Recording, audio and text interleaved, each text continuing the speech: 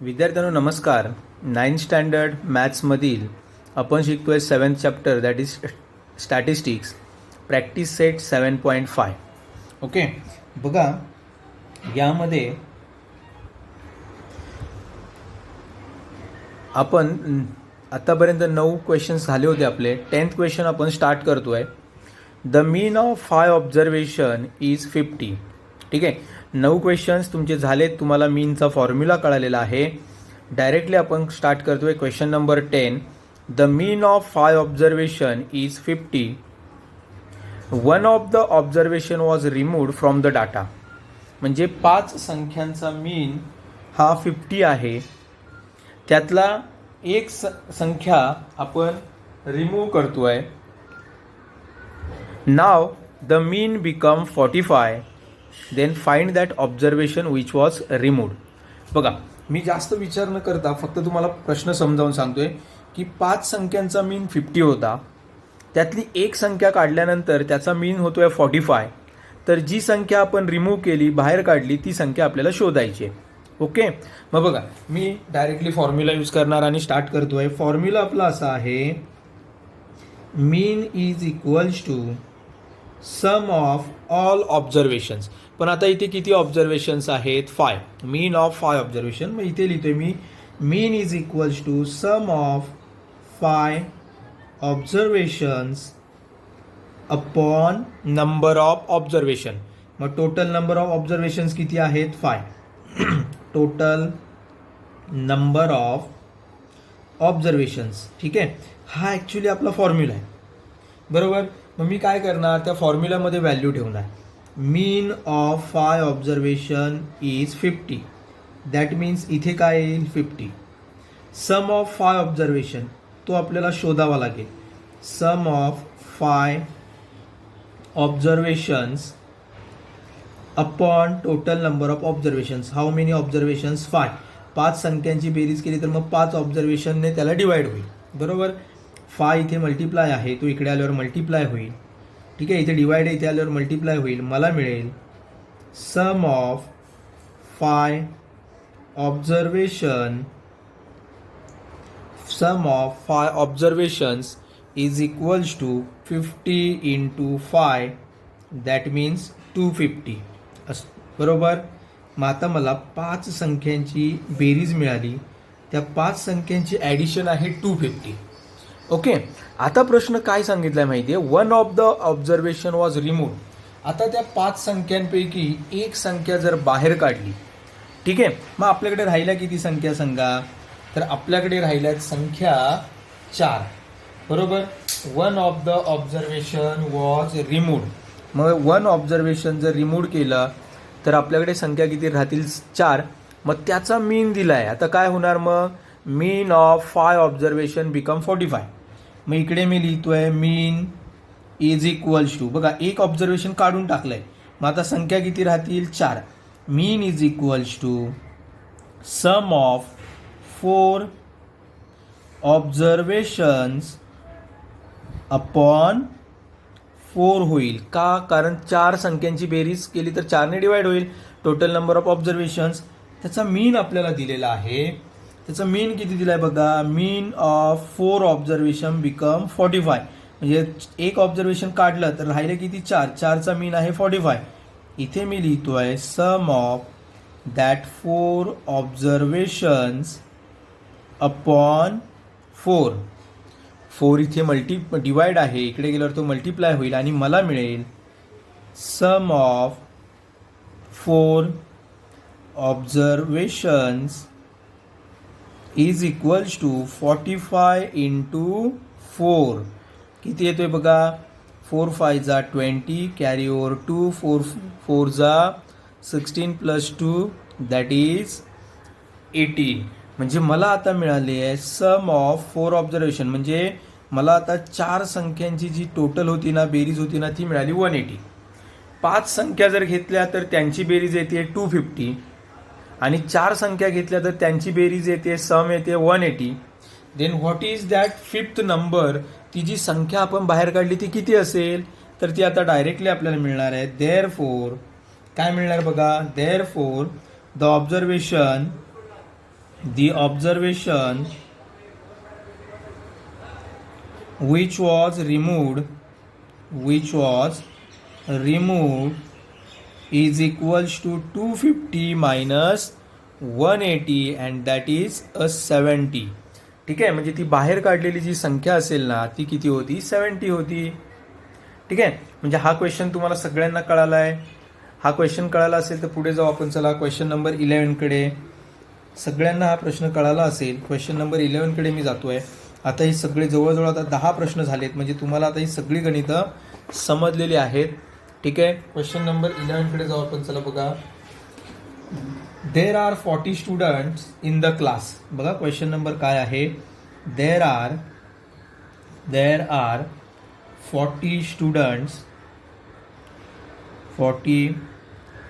Students in a class. एका वर्गामध्ये 40 मुलं आहेत. Out of them 15 are boys. ठीक आहे, out of them 15 are boys. Then mean marks obtain by boys is 33. मीन मार्क्स by boys obtained by boys is 33 and mean marks by girls is 35. Find out the mean of all students. आपल्याला शोधायचं आहे. काय शोधायचं आहे बघा, इथे मी लिहितोय mean of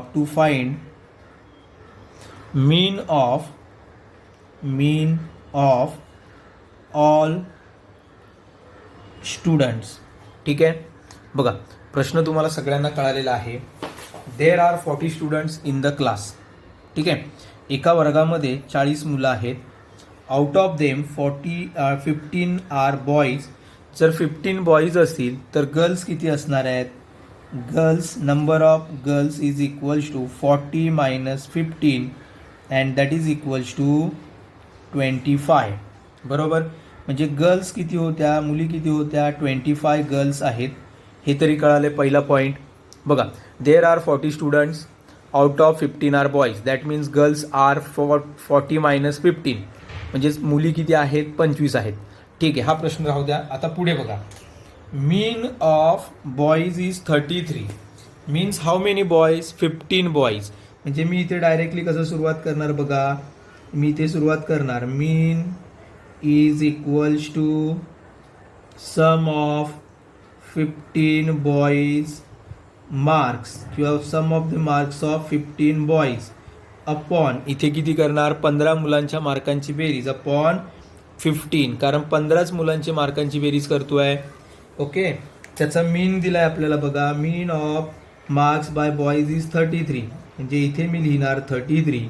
इकडे लिहितोय मी sum of the marks by boys, मुलांच्या मार्कांची बेरीज अपॉन 15 डिवाइड आहे. इकडे आल्यावर तो मल्टिप्लाय होईल आणि मला मिळेल sum of the marks of 15 boys. 15 मुलांच्या मार्कांची बेरीज असणार आहे 33 इंटू 15. त्या 15ने जर 33ला मल्टिप्लाय केलं तर आपल्याला काय मिळते बघा. 15 3 जा 45 कॅरी ओव्हर 4. 15 3 जा 45 plus 4 that is 49. 495 it is the sum of the marks of boys. म्हणजे मुलांच्या 15 मुलांच्या गुणांची जी बेरीज होती, मार्क्सची जी ॲडिशन होती ती होती 495. आता मुलींची बेरीज मला करावी लागेल बघा. त्यासाठी सुद्धा मी सेम फॉर्म्युला वापरणार. Mean is equals to sum of the marks by 25 girls. ठीक आहे, गर्ल्स किती राहिल्या आहेत, 25. 25 मुलींच्या मार्कांची बेरीज अपॉन काय येणार इथे 25. बरोबर, मग आता 25 आहे तसंच राहणार आहे. मीन आपल्याला दिला आहे. Mean marks by the girls is 35, म्हणजे इथे काय येणार 35. इकडे येणार sum of marks by 25 girls upon 25 divide आहे, इकडे आल्यावर तो मल्टिप्लाय होईल आणि मला मिळेल sum of the marks by 25 girls is equals to 35 into 25. मग 35ने त्या 25ला जर मल्टिप्लाय केलं तर आपल्याला किती मिळत आहेत बघा. 25 5 125 कॅरी ओव्हर 12. ठीक आहे. 25 3 75 प्लस हा 12 म्हणजे किती मिळतोय मला 875. That is the sum of the marks by 25 girls. And इथं 15 काय दिलं बघा 15 बॉईज. आता आपल्याला मुलं आणि मुली या दोघांच्या मार्कांची बेरीज मिळाली आणि शोधायचं आहे काय मीन ऑफ ऑल दी स्टुडंट्स. मग मी असं लिहिणार की नाही लास्ट मीन जो असेल तो मला कसा मिळेल तर या दोघांची ॲडिशन करावी लागेल. 495 प्लस 875 हे जे आहेत ना हे 15 मुलं आणि 25 मुलींच्या मार्कांची ती सम आहे. मग त्याला डिवाइड मला करावं लागेल 40 स्टुडंट्सने डिवाइड करावं लागेल. मग दोघांची ॲडिशन करावी लागेल. किती येते ॲडिशन जरा चेक करा बघा. दोघांची ॲडिशन येते 1370. त्याला 40ने जर डिवाइड केलं 0 कट होईल आणि 40ने त्याला डिवाइड केलं आपण या 137ला 4ने मी डिवाइड करतोय. 4 3 12 इथे 1 राहतोय. 4 4 16 इथे 1 राहतोय. 4 2 8 इथे मायनस केल्यानंतर 2 पॉईंटवरती घेतला. 4 5 20 मीन्स आपला लास्ट जो मीन आहे जो आपल्याला शोधायचा आहे तो मीन आपल्याला मिळतोय 34.25. ओके. म्हणजे असं तुम्हाला कंप्लीट गणित सोडवता आलं पाहिजे. सगळ्यांना व्यवस्थित तुम्हाला समजलं असेल अशी मी अपेक्षा करतोय आणि पुढे जातोय. चला बघा पुढचा क्वेश्चन घेतोय. पुढचे तीनही प्रश्न अतिशय सोपे आहेत. ते आपले फटाफट होणार आहेत बघा. चला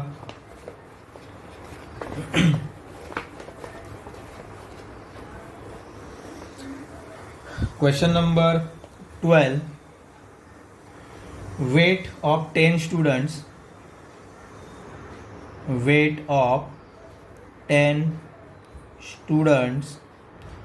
are given below.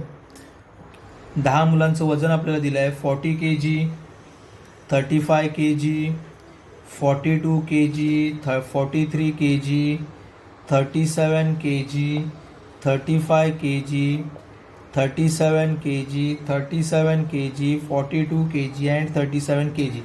Find the mode. काय विचारलंय बघा. Find the mode. आता मोड आपण कसा शोधतो. जो नंबर जास्त वेळा रिपीट झालेला असतो जी संख्या जास्त वेळा येते त्याला बोलतो आपण मोड.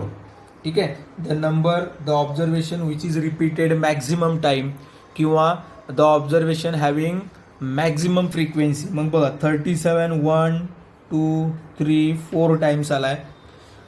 35 2 टाइम्स आलाय. That means mode of that observation is 37 kg because 37 is repeated maximum times.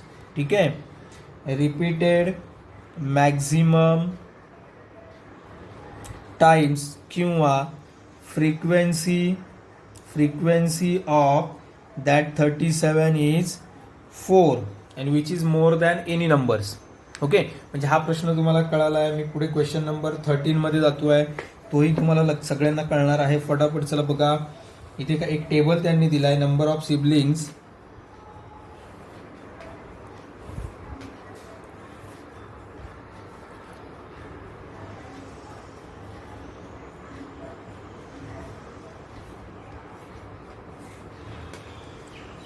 व्यवस्थित बघून घ्या काय करतोय ते बघा. प्रश्न लिहितोय मी इकडे. इथे लिहिलंय number of siblings and last दिलाय फॅमिलीज. ठीक आहे. 1 2 3 अँड 4. इकडे दिलाय 15 25 5 and 5. In the following table, the information is given about the number of families and siblings in the families less than 14 years. Find out the mode. Find मोड असं दिलंय, बरोबर. आता बघा, असा एखादा जेव्हा टेबल येतो ना, याचा मोड शोधणं अतिशय सोपं असतं. म्हणजे कसं, आता तुम्हाला मी एकदम सिम्पल सांगतोय. नंबर ऑफ सिबलिंग्स म्हणजे एक मुलं असणारे 15 कुटुंब आहेत. म्हणजे एक ही संख्या ना 15 टाइम्स येणार आहे. 1 2 3 4 5 6 असा 15 वेळा एक येणार आहे. दोन मुलं असणारी 25 कुटुंब आहेत. म्हणजे 2 2 2 2 2 असा 2 किती वेळा येणार आहे, 25 टाइम्स येणार आहे. ठीक आहे. 3 फक्त 5 वेळा येणार, 3 3 3 3 3. आणि 4 सुद्धा 1 2 3 4 असा 5 वेळा येणार आहे. म्हणजे एक मुलं असणारे 15 कुटुंब आहेत, 2 मुलं असणारे 25 कुटुंब आहेत, 3 मुलं असणारे 5 कुटुंब आहेत आणि 4 मुलं असणारे 5. आपल्याला मोड शोधायचा आहे. मोड म्हणजे काय, जी संख्या जास्त वेळा येते त्याला बोलतो आपण मोड. म्हणजे बघा, हा जो 2 आहे ना, हा 25 वेळा आलाय. म्हणजे त्याची जी फ्रिक्वेन्सी आहे 2 ची ती जास्त आहे. म्हणून या इक्वेशनमध्ये, या गणितामध्ये मोड असणार आहे. मोड इज इक्वल्स टू 2. 2 सिबलिंग्स. हे कळालं का असं 2 आलं, हे कळालं कारण 2 हा 25 टाइम्स आलाय, म्हणून आपण त्याला बोलतोय मोड इज 2. ओके, म्हणजे हाही प्रश्न तुम्हाला कळालेला असेल. त्यातला लास्ट क्वेश्चन जो आहे तोही सेम आहे 14, आणि तो तुम्ही स्वतः सोडवणार आहात. बघा, 35 हे 9 टाइम्स आहेत, 36 7 टाइम्स आहेत, 37 9 टाइम्स आहेत, 38 4 टाइम्स आहेत, 39 4 टाइम्स आहेत आणि 40 हे 2 टाइम्स आहेत. म्हणजे 35 आणि 37 हे 9 वेळा आलेत. म्हणजे त्या इक्वेशनमध्ये मोड असणारे 35 अँड 37. ओके, म्हणजे अशी काही गणितं आहेत. इथे आपण तो 7.5 प्रॅक्टिस सेट संपवतोय आणि आज आपण स्टॉप करू. थँक्यू.